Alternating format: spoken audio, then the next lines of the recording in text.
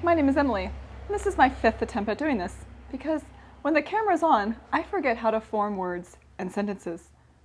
I get nervous, but I will try to overcome that.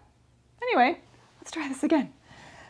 This is going to be a review of To Build a Fire by Jack London. It is a wonderful 14-page short story about the man going from one camp in the Yukon in minus 75 degrees to another camp in the Yukon, trying to meet the boys, his friends.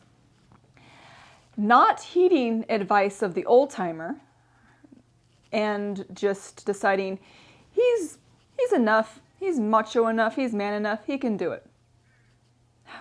Mother Nature always wins. And this is no exception. Mother Nature will always win. By the way, I'm going to be doing spoilers. I'm sure a lot of people know how this short story ends, but if you don't and you don't want to be spoiled, maybe don't watch right now. The man, who I think is a great concept that Jack London does, he doesn't give him a name, just the man. That itself evokes a sense of sort of pride, masculinity, perseverance. The man, he can do all things. However, this man tries, which is good, perseverance, but he just doesn't go the distance, literally doesn't go the distance. So it starts in a camp, and this young, I believe he's young, because he refers to this older man as the old timer, and even calls him womanish for giving him advice on, hey, it's minus 100 frickin' degrees outside. Not that cold, but pretty cold. Don't do this, or if you're going to do it, don't do it alone. Take someone with you. Old timer, you're old coot, I can do it. So he's dressed okay, and from what we're giving on his dress, and he has some like biscuits in his pack, and he sets off with what we think is his dog, but then it kind of says the dog just sort of follows him. It's a wolf dog. It follows at his heels. So he starts to leave the camp to go meet his boys. He's really looking forward to making it to the next camp because he wants bacon, he wants coffee, he wants good conversation, he wants a warm fire.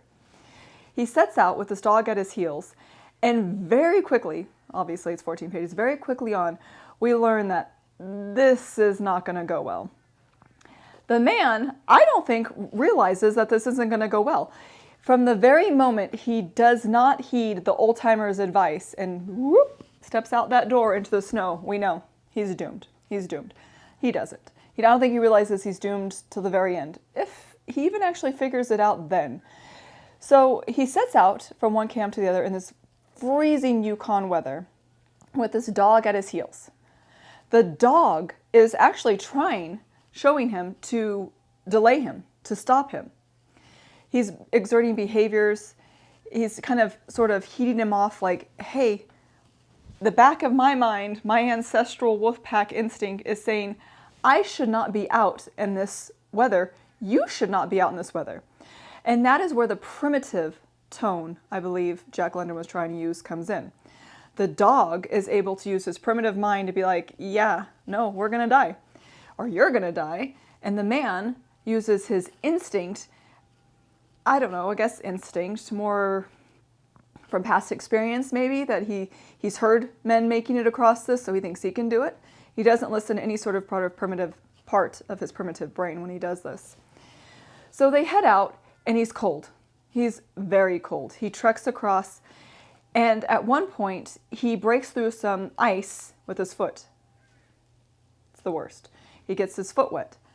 What happens in the Yukon in minus 70 and get your feet wet? You can't feel your feet. So he makes a fire.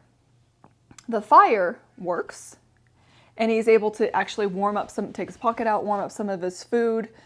He has a little meal, he gets some nourishment, he throws some to the dog, warms up his hands a little bit, even though he's starting to lose feeling in his hands too. Just the overall tone is just frigid, ominous gloom. Something is going to happen to this dude, the man. So he warms up, but he wants to persevere. Perseverance. So he gets up, and he leaves the fire. I don't know if that was his second bad decision. I think his first bad decision was leaving in the first place. He gets up and he leaves the fire. He treks further and further. His feet are aching, his hands are aching, he's hungry, the dog is still like, what the heck are you doing, man? So then he tries to build fire number 2. He gets it going.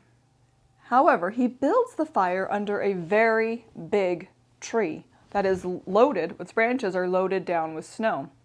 He wants to keep the fire going, so he goes under the tree, pop, pop, pop, snaps off some twigs to throw into the fire. When he does that, it jostles the tree and a big clump of snow lands on his fire. At this point, I think if this was the point he realized he's doomed, this would be it. Or this would be the point he realized of his doom, if that's what Jack London was going for. I'm not sure if he still realizes that he's doomed. So the fire goes out. We see something very interesting happen. The man kind of pulls a Forrest Gump, panics. Actually, I think he tries to eat the dog at one point. I don't know if that was before the second fire or after the second fire.